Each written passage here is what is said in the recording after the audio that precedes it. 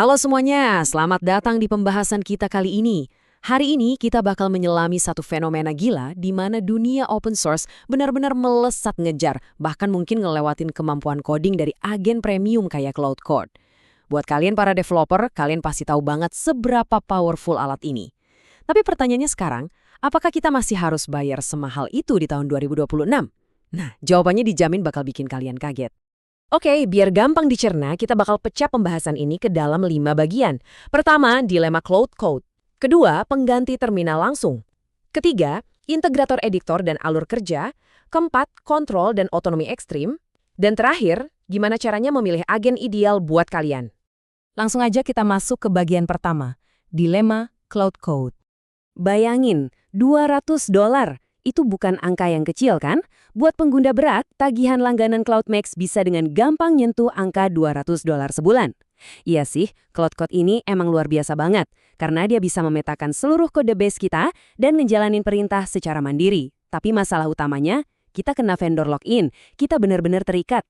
Dan beban finansial inilah yang akhirnya micu semacam pemberontakan besar dari komunitas open source di awal 2026.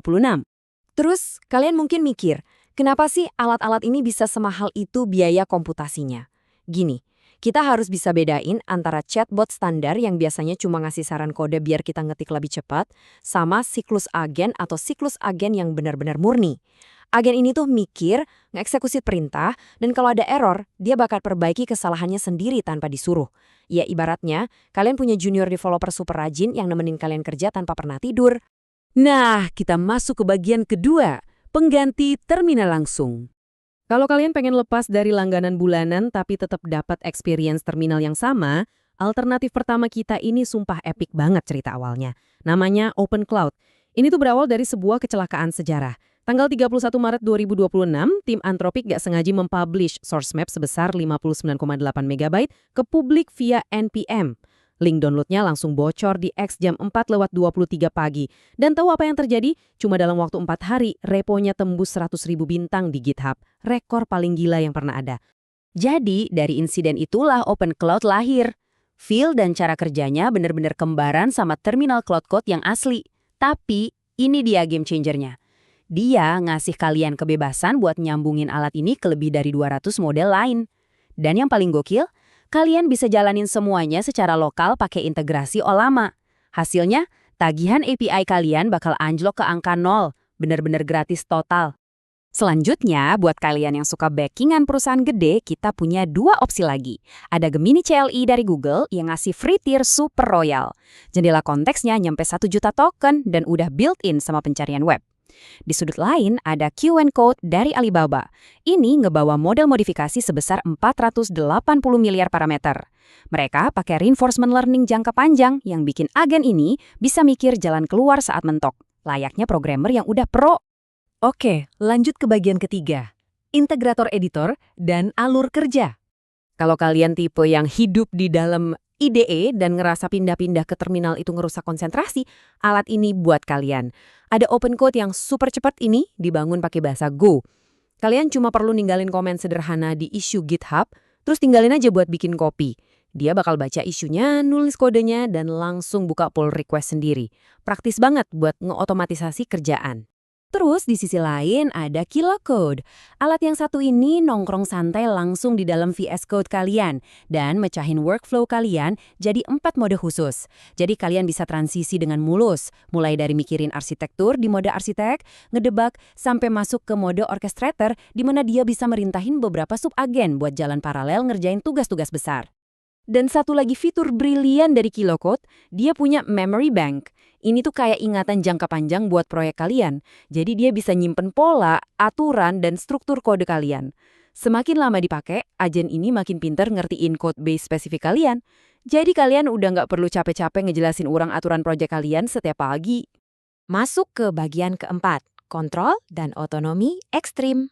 Di kategori ini, kita ngelihat 2 sisi spektrum yang beda banget. Buat kalian yang suka kontrol penuh, kenalan sama PyAgent. Dibangun sama Mario Zechner, dia sengaja ngebikin alat ini super minimalis dengan cuma 4 tools dasar. Baca, tulis, edit, dan bash. Dia percaya banget sama kalian buat ngerakit workflow impian kalian sendiri. pakai ekosistem extension TypeScript-nya. Nggak ada yang mendikte cara kerja kalian. Tapi di ujung ekstrim satunya lagi, ada OpenHands. Ini buat yang mau serba otomatis. Dia beroperasi penuh di dalam Docker Sandbox. Karena terisolasi, agen AI ini bebas banget buat buka dokumentasi, nulis, dan jalanin kode sambil benerin errornya sendiri, tanpa ngebahayain sistem operasi lokal di mesin kalian. Aman 100%.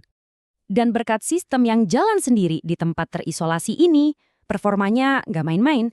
Coba tebak, OpenHands berhasil nyetak tingkat keberhasilan sampai 72% di evaluasi SUI Bench dunia nyata pakai model Claude Sonnet.